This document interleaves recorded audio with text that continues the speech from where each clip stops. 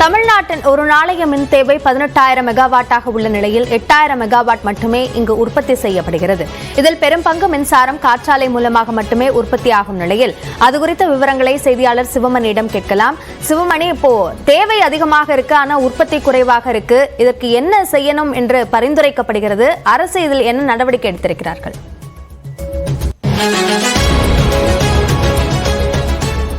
வினயா, தமிழ்நாட்டினுடைய மொத்த மின் உற்பத்தி செய்வதற்கான அனல் மின் நிலையங்கள், நீர் மின் நிலையங்கள், அதோடு மட்டுமல்லாமல் நாப்தா கேஸ் உள்ளிட்ட பல்வேறு அதன் வழியாகவும் மின்சாரம் உற்பத்தி செய்யப்படுகிறது. நீர் மின்சாரம் உற்பத்தி செய்யப்படுகிறது.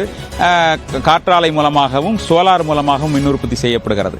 மொத்தமாக 24,356 மெகாவாட் மின்சாரத்தை உற்பத்தி செய்வதற்கான அலகுகள் நம்மிடம் இருக்கிறது. ஆனால் நாம் உற்பத்தி செய்வதோ 8,299 மெகாவாட் மட்டுமே. நேற்றைக்கு கடந்த 24 மணி நேரத்தில் உற்பத்தி செய்திருக்கிறோம். குறிப்பாக நீர் மின்சாரம் 2,226 மெகாவாட் உற்பத்தி செய்யக்கூடிய நீர்மின் நிலையங்கள் இருந்த போதிலும் கூட அதில் நேற்றைய மின் உற்பத்தி அப்படிங்கிறது மிக குறைவாக 132 மெகாவாட் என்ற நிலையிலே உள்ளது. 5% மின் உற்பத்தி மட்டுமே செய்யப்பட்டிருக்கிறது.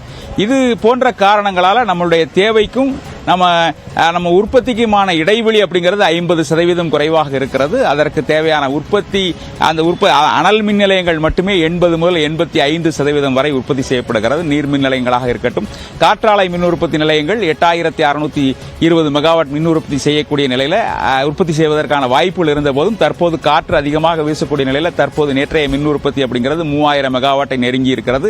தமிழக மின் உற்பத்தியில காற்றாலை மற்றும் அந்த சோலார் மின் உற்பத்தி 50% என்ற அளவில் இருக்கிறது. மொத்தமாக நேற்று 8,299 மெகாவாட் மின்சாரம் உற்பத்தி செய்யப்பட்டுள்ள நிலையில அதுல காற்றாலை மின் உற்பத்தி மட்டும் 2,915 மெகாவாட் நிலையிலும் சோலார் மின் உற்பத்தி 1,400 மெகாவாட் நிலையிலும் இருக்கிறது. இரண்டுமாக சேர்த்து இந்த அதிகம் மாசில்லாத மின் உற்பத்தி 45 முதல் 50 விழுக்காடு என்ற நிலையில் இருக்கிறது. மற்ற மின் உற்பத்தியை அதிகப்படுத்தும் பட்சத்தில் நம்முடைய மின் தேவையை முழுமையாக தமிழ்நாட்டிலேயே உற்பத்தி செய்யக்கூடிய மின்சாரம் மூலம் அதன் மூலமாகவே சரி செய்ய முடியும். மாறாக தற்போது நாள் ஒன்றுக்கு 170 மில்லியன் யூனிட் முதல் 200 மில்லியன் யூனிட் வரைக்கும் வெளி சந்தைகளில் இருந்து, அதாவது தமிழகத்தை தாண்டி வெளிப்பகுதியிலிருந்து கொள்முதல் செய்யும் நிலை இருக்கிறது.